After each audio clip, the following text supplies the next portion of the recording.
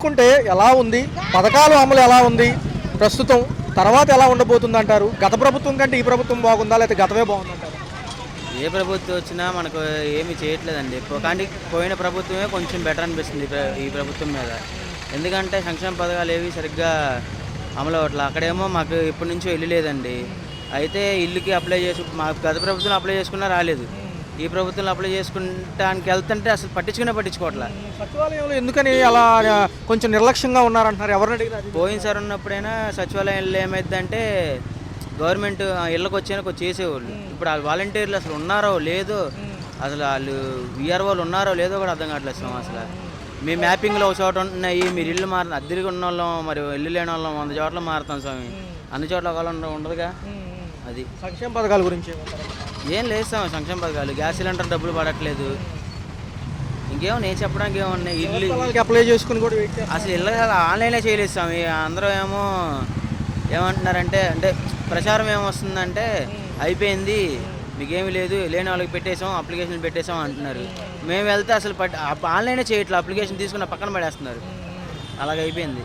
అన్నగారు చూసుకుంటే gas cylinder డబ్బులు ఏమన్నా పడ్డాయా? లేదు స్వామి, డబ్బులు అయితే ఏం పడలేదు స్వామి. అంటే ఇస్తున్నారు మళ్ళీ. మా మధుర వాళ్ళకైతే పడలేదు స్వామి. మాకైతే రీసెంట్గానే వచ్చింది గ్యాస్ బండ. అది ఏదన్నా రియల్ భూమి ఏమైనా పెరిగినట్టు ఉందా స్వామి? అంటే ఈ చుట్టుపక్కల చూసుకుంటే అమరావతితోనే మనకంతా ఉందన్నారు కాబట్టి మరి ఇప్పుడు చూసుకుంటే వాళ్ళు గందరగోళంలో ఉన్నారు. రేట్లు పెరుగుతున్నాయి కానీ భూ రేట్లు అయితే లేదు స్వామి, ఏం పెరగలేదు.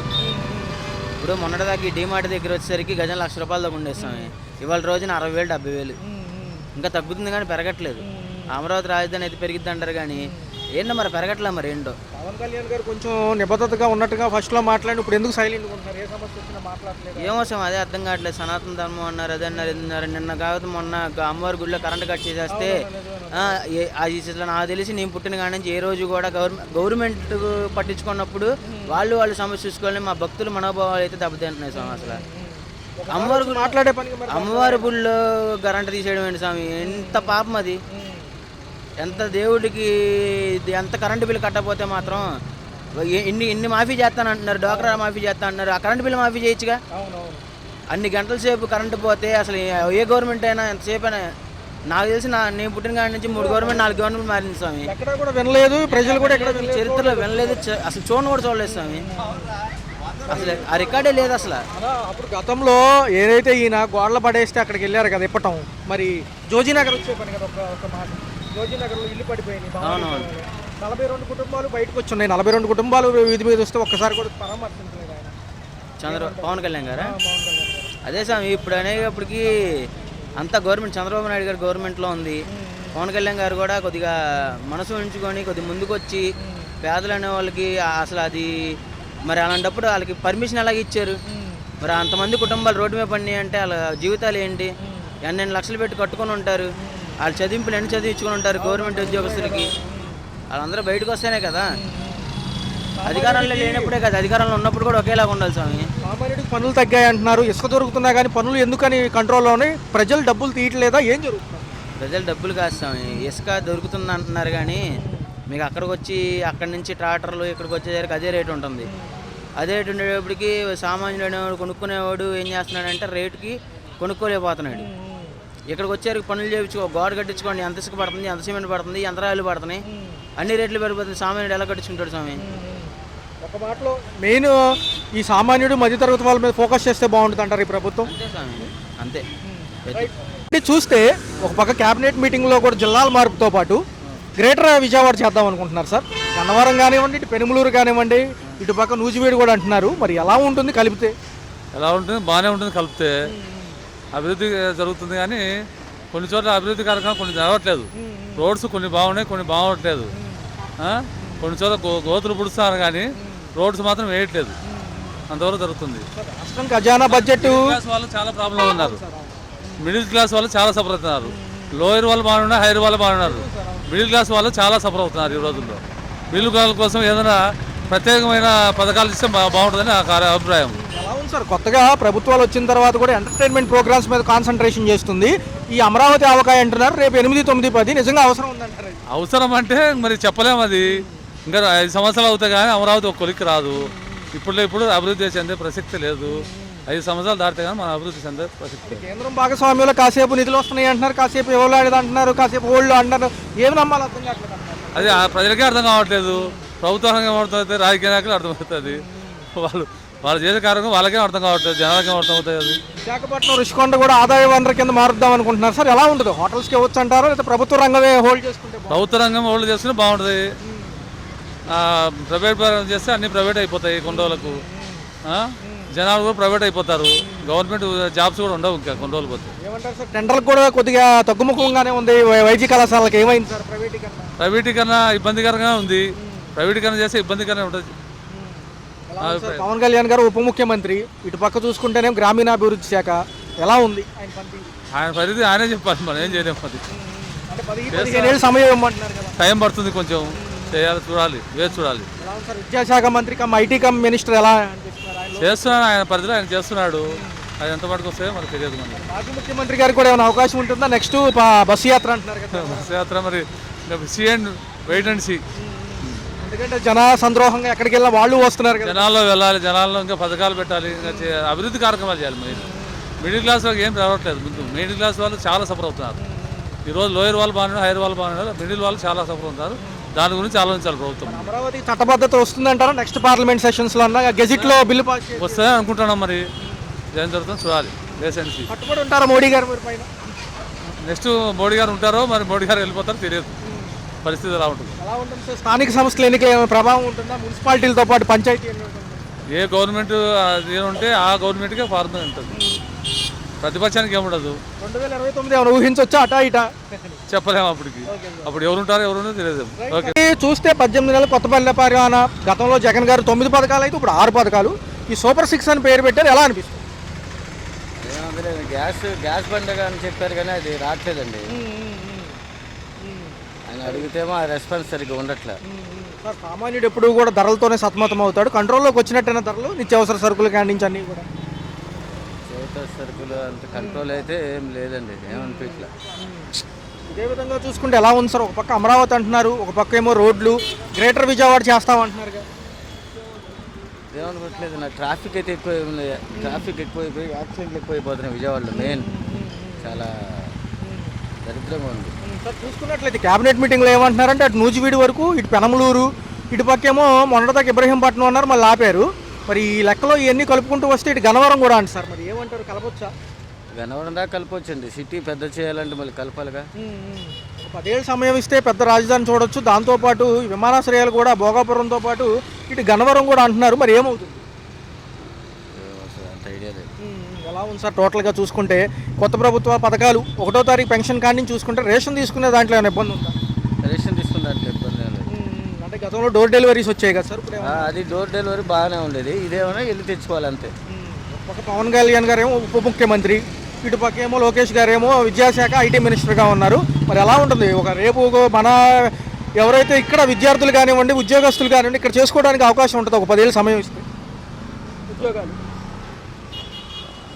ఉండొచ్చండి. అవుతుందంటారు సార్? డెవలప్మెంట్ అవుతుంది. ఇప్పుడు అంతా జగనే అంటున్నారు మళ్ళీ. ఆయన కూడా ఏమంటున్నారంటే బస్సు యాత్రగా జనవరి అనంతరం వస్తానంటున్నారు, పాదయాత్రలు చేస్తానంటున్నారు. తెలిస్తే పాదయాత్ర తెలిస్తే జనాలు ఇంకా అప్పుడు ఆయన్నే అడగాలి. సార్, గత ప్రభుత్వంలో 9 పథకాలు వాలంటీర్స్ ఉండేవాళ్ళు కాబట్టి దాన్ని అడగడానికి ఉండేది. ఇప్పుడు ఎలా ఉంది? కాకపోతే డైరెక్ట్గా మనం వెళ్ళాలి, వెళ్ళి అడగాలి. అక్కడ రెస్పాన్స్ సరిగ్గా ఉండట్లా. వాళ్ళు ఏమో రాలేదమ్మా అంటున్నారు. ఇప్పుడు షాదీ నికా షాదీ అదేదే ఏమంటారు, షాదీకి తోఫా, అదైతే మన ప్రభుత్వంలో లేనే లేదు. పెళ్లి చేసుకొని పేద పిల్లలకి పాపం ఇబ్బంది పడుతున్నారు. వాళ్ళకి ఏమైనా డబ్బుల సహాయం అనేది జగన్ ప్రభుత్వంలో ఉంది, ఇందులో లేదు. ఉన్న ఇప్పుడు ఆడపిల్లలు పెళ్లి చేయాలి, ఎంతో కొంత సహాయం వచ్చేది జగన్ ఉన్నప్పుడు. ఇప్పుడు ఈయన ప్రభుత్వంలో అసలు దాని గురించే లేనే లేదు. గతంలో చూసుకుంటే సార్ ఈ ఆరోగ్యశ్రీ కూడా ప్రైవేట్ హాస్పిటల్ ఇప్పుడు లేదు, మళ్ళీ పెడతామంటున్నారు కానీ నమ్మకం లేదు చాలా మందికి. నిజమేనండి, ఆయన ప్రభుత్వంలో బాగానే ఉన్నది. డాక్టర్ ఇది మా అమ్మాయికి కూడా చేయించాను నేను, కంటి ఆసుపత్రి బాగానే ఉంది. ఇప్పుడు అసలు అడగలేదు. సంక్షేమ పథకాలు బాగా అమలు చేసిన నాయకుడు ఒక మాటలో చెప్పాలంటే జగనే, చంద్రబాబు. జగనే. Right sir. వచ్చిన కాడి నుంచి ఉచితాల మీద కాన్సన్ట్రేషన్ చేయడంతో ఆటో కార్మికులు కూడా నష్టపోయి ఉన్నారు. ఏం జరుగుతుంది? 15,000 ఇచ్చినప్పటికీ 1 నెలకు సరిగిపోతాయి, తర్వాత ఏంటి పరిస్థితి అంటున్నారు. కొంతమంది కూడా చాలామంది చెప్పడం ఏంటంటే ఉచిత బస్సు నిజంగా నిరుపయోగంగా మారింది, ఉన్నల బస్సులతోనే లోడ్ ఎక్కువతో వెళ్తున్నారు అంటున్నారు. అసలు ఏం జరుగుతుంది? ఉచిత బస్సు అనేది అనవసరం జనాలకి. ఎందుకంటే ఉచిత బస్సు పెట్టిన కాడి నుంచి ఏదో ఒక సమస్య, వాళ్ళకి సమస్య, మాకు సమస్య. కిరాయిలు కూడా ఉండలేదు మాకు. బాగా 15 రూపాయలు ఇచ్చాడు, గ్రీన్ ట్యాక్స్ అన్నాడు, 7,000 రూపాయలు తీసేసుకుంటున్నాడు. కట్ అయిపోతున్నాయి దాంట్లో. ఇదివరకు పొల్యూషన్ అంటే 2,000తో సరిపోయేది, 200 కట్టించుకొని గ్రీన్ ట్యాక్స్ కట్టించుకున్నారు. ఇప్పుడు బ్రేక్కి 7,000 అంటున్నారు, 2,000 5,000 పెంచేశారు. 7,000 ఇన్సూరెన్స్ ఇవన్నీ కట్టుకునేపాటికి ఆయన ఇచ్చిన 15,000 దానికే సరిపోతున్నాయి. ఇంకా తినడానికి పోషణకి ఏం సరిపోవట్లా. అందుకని ఆ గ్రీన్ ట్యాక్స్ అవన్నీ తీసేస్తే ఆటో కార్మికులు కొద్దిగా బాగుపడతారు. ఈ ప్రభుత్వాల్లో జగన్ గారు ఉన్నప్పుడు 10,000 ఇచ్చినా కానీ అప్పుడు ఉచిత బస్సు లేదు. అప్పుడు ఉచిత బస్సు లేదు. ఆయన 10,000 ఇచ్చినా ఇన్సూరెన్స్ కట్టుకోవడానికి, బ్రేక్ చేయించుకోవడానికి సరిపోయాయి, సంవత్సరం పాటికి సరిపోయాయి. ఇప్పుడు ఆ సంవత్సరానికి ఆ 15,000 ఈయన ఇచ్చినా దానికే సరిపోతున్నాయి. ఉచిత బస్సు పెట్టాడు, కిరాయిలు ఉంటుందా, కిరాయిలు లేకుండా చాలా బాధపడుతున్నారు. అలా చూసుకుంటే మరి ఇంటికాడ పోషణకి ఏం చేస్తున్నారు? ఇంటి రెంట్లు కానివ్వండి, ఆటోలు కిస్తీలు కానివ్వండి, రిపేర్లు కానివ్వండి, గ్యాస్ కానివ్వండి, ఓ పక్క చూసుకుంటేనేమో కిస్తీలు వాళ్ళు ఆగరు. ఫైనాన్స్ ఇచ్చిన వాళ్ళు ఆగరు. బండి తీసుకెళ్ళి ఇంట్లో లోపల పెట్టేసుకుంటారు. ఇంకా రోడ్డు మీద పడాలి. కూలీనాళ్ళకి చేసుకుందామంటే కూలీనాళ్ళు కూడా లేవు, ఉన్న వాళ్ళకే లేవు కూలీనాళ్ళు. ఇంకా కొత్తగా వెళ్ళే వాళ్ళకి ఏమి వస్తాయి కూలీనాళ్ళు? ఏమీ లేవు. సీనియర్లు ఎంతో మంది ఫస్ట్ నుంచి నమ్ముకున్న ఫీల్డ్లో ఉన్నారు. బయట ఆటోలు వస్తున్నాయి, బ్రేక్ అని అవన్నీ రాపించుకున్నా, లేదా పర్మిట్ తీసుకుంటాం కానీ అనవసరం అంటున్నారు కదా, బయట కూడా అలౌ చేస్తున్నారు కదా. ఇప్పుడు బయట ఆటోలు మామూలుగా వచ్చేస్తున్నాయి. అప్పుల్లో చంద్రబాబు నాయుడు గారే జీవో ఇచ్చాడు బయట ఆటోలకి. ఇప్పుడు మళ్ళీ ఆపుతాం అంటున్నాడు. అది ఆపేది వల్ల ఎవరి వల్ల అవ్వదు, ఆపరు దాన్ని. ఆపారంటే ప్రభుత్వాలు మళ్ళీ లాస్ అవుతాయి అని చెప్పేసి వాళ్ళ భయాలు వాళ్ళకుంటాయి కాబట్టి మళ్ళీ వాళ్ళు లాక్కొని వస్తారు, అలాగే ఉంచుతారు. సామాన్యుడిలాగా బతకలేకపోతున్నాడు. ఇదివరకు సామాన్యుడు బతికేవాడు, ఇప్పుడు బతకలేకపోతున్నాడు. అంతే. కొన్ని ఈ విధానంలో చూసుకుంటే సంక్షేమ పథకాలన్నీ కరెక్ట్గా అందుతున్నాయా పర్లేదా? సంక్షేమ పథకాలన్నీ బాగానే అందుతున్నాయి జనాలకి, అందేవాళ్ళు అందరికీ బాగానే అందుతున్నాయి. నాకైతే వచ్చినాయి 15,000 వచ్చినాయి. 15,000 వచ్చినా కానీ మరి 7,000 దీనికే పోతుంది, 6,000 ఇన్సూరెన్స్కి పోతున్నాయి. ఇంకా 13,000 పెరిగిన ధరలు ఇవేం సరిపోతాయి సార్? ఒక పక్క కరెంట్ ఛార్జీలతో పాటు నిత్యావసర సరుకుల ధరలు పెరుగుతూనే ఉన్నాయి. ఈ ఇచ్చేయి మరి ఇంటికేం తీసుకెళ్తారు సార్? గతంలో నెలకి ఎంత తోలేవాళ్ళు, ఇప్పుడు ఎంత తోలుతున్నారు? ఇంటికేం లేదండి. ఇదివరకు 1,000 రూపాయల లోపు తోలేవాళ్ళు, ఇప్పుడు 300-400 తోలడానికే చాలా కష్టం అవుతుంది. అంటే ఆటోలు పెరిగిపోయినాయి, ప్లస్ ఉచిత బస్సు వల్ల జనాలు తగ్గిపోయారు. సార్ నిజంగా ఈ ప్రభుత్వాలకు వచ్చిన తర్వాత కూడా పనులు తక్కువగా ఉన్నాయి అంటున్నారు. ఎందుకు? ఇసుక దొరికినా కానీ కార్మికులు కూడా పనులు సార్ పన్నులు ఏం తగ్గలేదండి. పన్నులు యథావధిగానే ఉన్నాయి. అప్పుడు ఎలా కడుతున్నాం, ఇప్పుడు అలాగే కడుతున్నాం. ఇంటి పన్ను పెరిగింది. మళ్ళీ మేము 75 రూపాయలు కట్టేవాళ్ళం, ఇప్పుడు 100 రూపాయలు అయింది, 25 రూపాయలు పెరిగింది. అలాగే పన్నులేమీ పెరగలేదు సార్. చూస్తే ఎలా ఉన్నాయి సార్? సంక్షేమ పథకాలు ఏమైనా అప్లై చేసుకుని రెడీగా ఉన్నారా? రాష్ట్రంలో 18 నెలల పరిపాలనలో ఏమేమి ఉంది? మాకు సంవత్సరం అయింది పెన్షన్ పెట్టి, ఇంతవరకు రాలేదండి. గతంలో వాలంటీర్స్ ఉంటే మనం అడిగేవాళ్ళం ఒక లెక్క, ఇప్పుడేమో సచివాలయాలకు వెళ్ళి ఏం చెప్తున్నారు? వాళ్ళేం సమాధానం కూడా చెప్పట్లా. వాళ్ళు వస్తా అని చెప్తున్నారు కానీ రెండు సమాధానం లేదు వాళ్ళ ద్వారా. మళ్ళీ పెన్షన్ పెట్టాను, దానికి పెట్టా, ఇళ్ళకి కూడా పెట్టా, ఏం ఉపయోగం లేదు. సార్ గత ప్రభుత్వంలో కొంతమందికి ఏమో డాక్యుమెంట్స్ ఇచ్చారంటున్నారు జగన్ గారు, అప్పుడేమన్నా వచ్చినాయి కనీసం బాండ్లు కానీ? నేను అప్పుడే పెట్టా, జగన్ ఉన్నప్పుడు పెట్టా, ఏం లేదు. సార్ ఇప్పుడు ఎంత ఇస్తామంటున్నారు? ఒకవేళ ఇస్తే సెంటున్నారా రెండా ఏదో చెప్తున్నారు కదా? ఏం సెంటే ఇస్తున్నా. వెయిట్ చేస్తున్నారు. అయితే సచివాలయం లేదని ఇన్ఫర్మేషన్ ఉందా?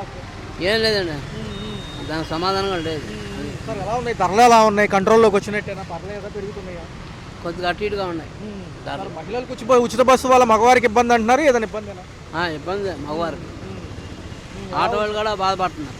అనుకుంటున్నాను 1వ తారీఖు పెన్షన్, తర్వాత రేషన్ తీసుకునే విధానంలో ఏమైనా ఇబ్బంది ఉందా? డోర్ డెలివరీ లేవు కదా ఇప్పుడు?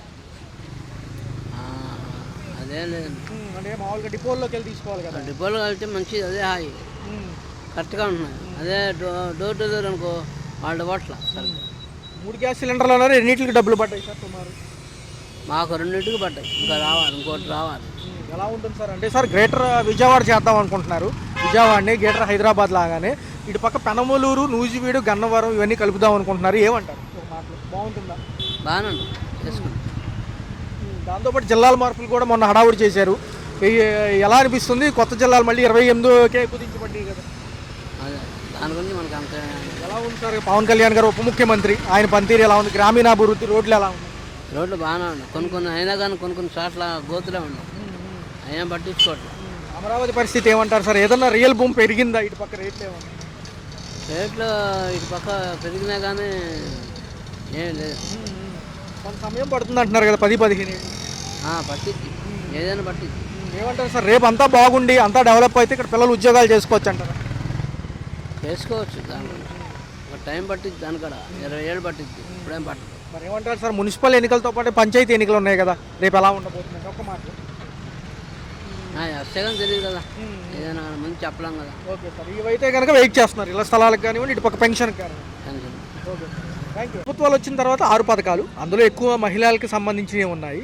మరి 1500 అయ్యి లేవు, అయ్యట్లేదు. ఆడవాళ్ళకి బస్సులు వెళ్తున్నాయంటే వెళ్తున్నాయి, కానీ టైం మీద మేము ఉండలేం కదా బస్సుల కోసం, ఆటోలకి మేడం చూసుకున్నట్లయితే ఇబ్బందితో కూడుకున్న ప్రయాణాలే అంటున్నారు, ఎందుకంటారు లోడ్ ఎక్కువ అవుతుంది అంటున్నారు కదా. జనాలు ఎక్కువ అవుతున్నారు. మరి ఇంకా ఫ్రీ అంటే మరి ఎవరైనా అంతే. మరి మేడం గారు తల్లికి వందనం డబ్బులు ఏమైనా పడ్డాయా? లేట్గా పడ్డాయండి. ఎంతమంది మేడం, ఎంతమందికి పడ్డాయి మేడం? మా అబ్బాయికి ఒక్కడికే పడ్డాయి. ఫీజు రీఎంబర్స్మెంట్ కింద పడ్డాయి లేకపోతే స్కూల్ ఫీజుకే పడ్డాయి. మేడం మరి 1వ తారీఖు నుంచి చూసుకుంటే పెన్షన్ టయానికి ఇస్తున్నారు. 1వ తారీఖు అంటే 1వ తారీఖు ఇస్తున్నారు, కరెక్ట్గా వస్తుంది. అది మాత్రం ఇబ్బందిగా ఏమైనా ఉందా? రేషన్ ఇప్పుడు ఇబ్బంది ఏం లేదు సార్, ఇప్పుడు పర్లేదు, రేషన్ బాగానే ఉంది. ఇంతవరకు ఏమైనా వచ్చేటప్పుడు ఇబ్బంది పడేవాళ్ళం, ఎందుకంటే అది ఏ టైంలో వచ్చింది, మేము పనులకి వెళ్తాం కదా, ఇంటికాడ ఉండవు. అది వృద్ధాప్యంలో ఉన్న వాళ్ళు తీసుకోవడానికి డోర్ డెలివరీలు ఇస్తున్నామని అంటున్నారు కొంతమంది, నిజమేనా? తెలియదు సార్. మరి మేడం 3 గ్యాస్ సిలిండర్లు ఎన్నిటికి డబ్బులు? ఒక పండే పడింది మాకైతే, ఇంక రెండోది అసలు పడలేదు. ఇంకా ప్రభుత్వం కంటే ముందు ఏదైనా ఇళ్ల స్థలాలు ఏమైనా అప్లై చేసుకుని ఉన్నారా ఈ ప్రభుత్వంలో కానీ? ఇప్పుడైతే ఏం లేదు, అప్పుడు పెట్టాము, ఇంకేం రాలేదు. మరి మనం చూస్తే నిత్యావసర సరుకుల ధరలతో పాటు కరెంట్ ఛార్జీలు ఎలా అనిపిస్తుంది? కరెంట్ ఛార్జీలు ఎక్కువే పడుతున్నాయి, గ్యాస్ బండకి ఎక్కువే పడుతుంది. మరి 900 పైనే పడుతుంది, 950 తీసుకుంటున్నారు బండ ఇంటికి వస్తే. ఈ ఏరియాలో శుచి శుభ్రత, ఈ శానిటేషన్, క్లీనింగ్ ఎలా ఉన్నాయి మేడం? మున్సిపాలిటీ వాళ్ళు పర్లేదా, బాగా నీట్గా ఉంటుంది? మరీ ఏం కాదు, పర్వాలేదు. త్వరలో ఏంటంటే మున్సిపాలిటీలతో పాటు పంచాయతీ ఎన్నికలు ఉన్నాయి గ్రామాల్లో, ఎలా ఉంటుందని చిన్న సర్వే చేస్తున్నారు. మరి ఇదే విధానంలో మహిళలకి 1500తో పాటు రేపు నిరుద్యోగ వృత్తి ఉద్యోగం 1500 అన్నారు కానీ ఏం పడట్లేదు. మహిళలు 1500 లేవు, అసలు పడట్లేదు. ఇంకా ప్రకటించలేదు, దాని గురించి చెప్తున్నారు. పడితే బాగుంటుంది అంటారు. అవును, పడితే బాగుంటుంది, మరి పడట్లేదు కదా. మాజీ ముఖ్యమంత్రి గారు ఉన్నప్పుడు వచ్చినాయి, పర్లేదు అప్పుడు ఏంటి 1500 లేదు. అప్పుడు మహిళలకి కూడా పథకాలు చెప్పారు, 9 పథకాలు వచ్చాయి. ఉంటే 18,000 అలా పడ్డాయి. అప్పుడు కొంతమంది పడ్డాయి, కొంతమంది పడ్డాయి జగన్ గారి హయాంలో. మరి అప్పుడు వాలంటీర్స్ కూడా ఉండేవాళ్ళు. కాగితం ఏమైనా కావాలన్నా సచివాలయం లేదన్నా చిన్న కాగితం ఏదైనా అప్లై, క్యాష్ టు ఇన్కమ్ ఇవి ఉంటాయి కదా, ఏదైనా అప్లై చేసుకోవాలన్నా అప్పుడు వాళ్ళు ఉండేవాళ్ళు. మరి ఇప్పుడు ఏమైనా ఇబ్బంది ఉందా? లేదండి, ఇప్పుడు సచివాలయంకి వెళ్తే ఏదైనా పని అయ్యేది, కొంచెం ఇప్పుడు ఏమి ఇబ్బంది అవుతుంది. వాలంటీర్లు కూడా ఎవరు లేరు అసలు. అది కొత్త రేషన్ కార్డులు చిన్నవి ఇచ్చారు కదా, ఏమైనా వచ్చినాయి? వచ్చేసారు, అంతా బాగానే ఉంది అయితే. బాగానే ఉంది. రేషన్ గురించి అయితే బాగానే ఉంది. ఓకే మేడం, ఇంకేమైనా సమస్యలు ఉంటే చెప్పుకోండి మేడం, ఏమైనా రావాల్సి ఉన్నాయా పెండింగ్? ఏం లేదు సార్, అదే ఈ మహిళకి 1500 అన్నారు కదా, ఇంటింటి 1500 ఎంతమంది ఉంటే అంతమంది, అవి అయితే రావట్లేదు సార్. డ్వాక్రా రుణాలు ఏమన్నా పావలా వడ్డీకి ఏమన్నా? డ్వాక్రాలో ఏమి రుణాలు ఏమి లేదు సార్ అసలు. వడ్డీలు మాత్రం బాగా పడుతున్నాయి, వడ్డీలు పడుతున్నాయి. రుణమాఫీలు ఏం పడలేదు ఇంకా. Right madam, thank you. Hello, Telugu రాజ్యం ఛానల్ చూస్తున్నారా? సామాజిక, రాజకీయ, జీవన చిత్రణే తెలుగు రాజ్యం. అతిశయోక్తులు, అసత్యాలు ఉండవు. రాజకీయ కోణం కాదు, ప్రజా కోణమే కొలబద్ద. తెలుగు రాజ్యం వీక్షణ మీ ఉత్తమ అభిరుచికి నిదర్శనం.